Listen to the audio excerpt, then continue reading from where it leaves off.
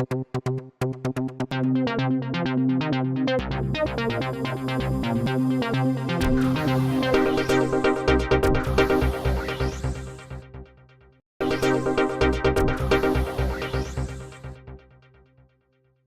de départ, c'est de sécuriser le parcours. C'est-à-dire que les patients, avant le patient, quand il venait en hôpital de jour, il venait tous les mois. Il avait donc des contacts avec les médecins régulièrement, des hôpitaux de jour, puis des consultations, etc. Maintenant que les patients, ils peuvent partir 6 mois dans la nature, entre guillemets, avec des drogues quand même qui sont, comme l'ai dit, onéreuses, qui sont toxiques malgré tout, même si ce n'est pas de la chimiothérapie. Donc, et on ne voulait pas que les patients soient réhospitalisés pour des effets secondaires qui peuvent parfois être très graves, et donc on diminue le risque que le patient revienne à l'hôpital ou que le patient ne soit pas compliant, et diminue le risque aussi des interactions médicamenteuses.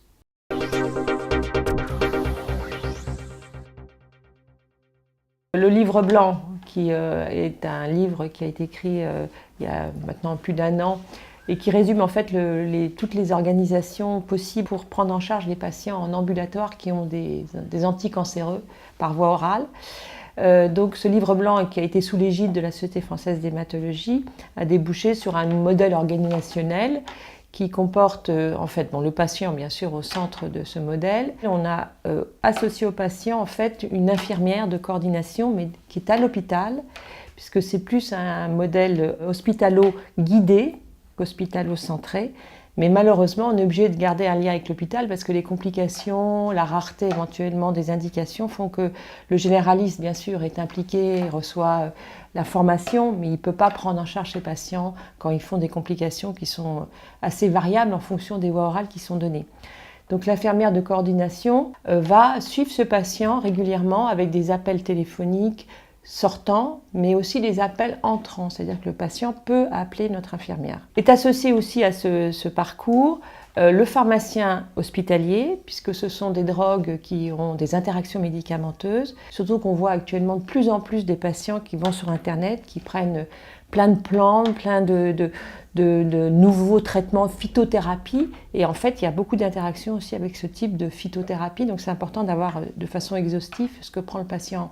Et puis aussi bien sûr l'important c'est le pharmacien de ville, puisque c'est le pharmacien qui va renouveler les ordonnances de ce patient et qui peut voir donc éventuellement s'il y a eu des changements de thérapeutique entre les moments où il vient à l'hôpital, et en gros ces patients on les voit au début tous les mois puis après tous les 3 mois.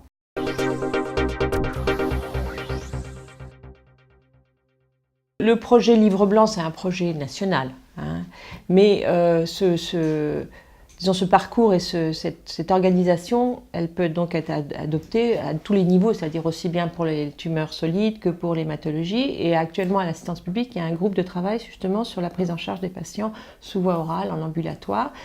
Et donc, pour répondre à cet appel d'offres forfait innovation, on veut quelque chose de beaucoup plus large que purement hémato, et donc à la fois peut-être national, et aussi à la fois qui intègre les voies orales des tumeurs solides, en sachant qu'il y a déjà des organisations qui sont mises en place dans certains hôpitaux de l'assistance publique qui fonctionnent bien, mais qui sont plus des organisations qui reposent sur des hôpitaux de jour, etc. Et nous, on préfère vraiment faire reposer ça plus sur une organisation complètement ambulatoire qui ne passe pas par l'hôpital de jour.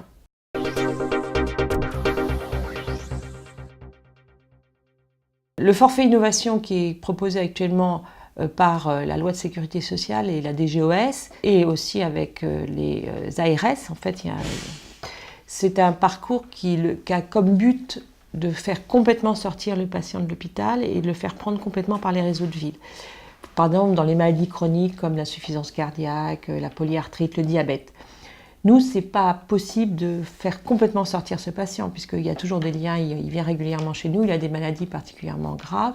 et qu'il n'y a pas le réseau de ville qui puisse le prendre en charge actuellement. Donc ça va être un forfait innovation avec un côté mixte, c'est-à-dire à la fois encore un peu hospitalier, et puis aussi réseau de ville.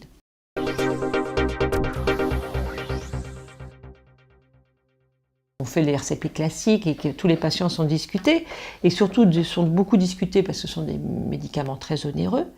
Donc d'abord, il faut être sûr que ça rentre dans l'indication de l'AMM, donc c'est le rôle de la RCP, et ensuite ça permet de repérer le patient qui va en bénéficier. Alors l'infirmière qui suit ces patients, il faut qu'elle puisse repérer le patient qui va être mis sous voie orale, donc il faut qu'elle le repère en amont. avant qu'on le prescrive, puisqu'après le patient repart. Donc il faut impérativement qu'elle soit vue par l'infirmière de coordination. Donc l'infirmière assiste à toutes les RCP, et donc à partir du moment où on met un patient sous voie orale, elle est là, elle prend le nom, elle voit quand le patient revient voir l'hématologue,